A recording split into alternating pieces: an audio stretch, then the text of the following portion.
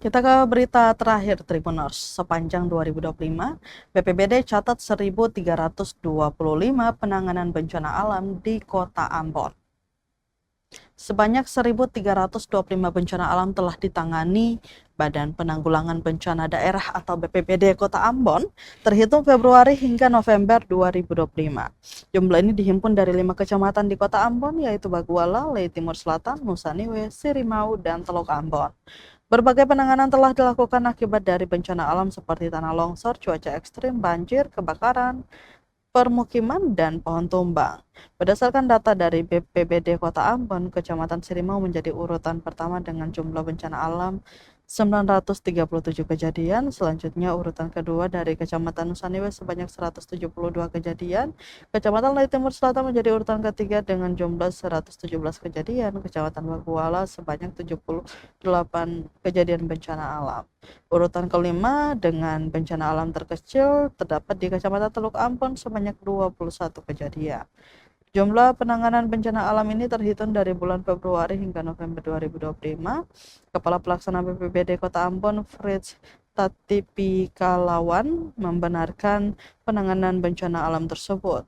Dirinya mengimbau masyarakat meningkatkan kewaspadaan terhadap potensi bencana alam. Kewaspadaan ditingkatkan terutama saat cuaca ekstrim disertai angin kencang. Ia menegaskan dua hal utama yang perlu diperhatikan warga, yakni tidak berlindung di bawah pohon rindang serta menjaga kebersihan lingkungan, khususnya tidak membuang sampah sembarangan yang dapat memicu banjir.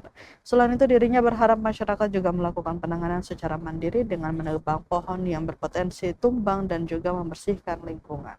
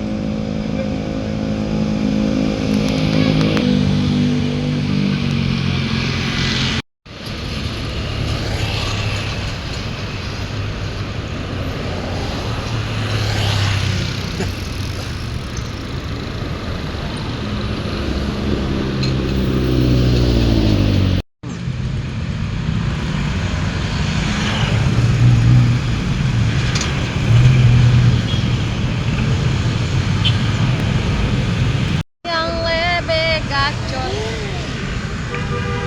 hormon itu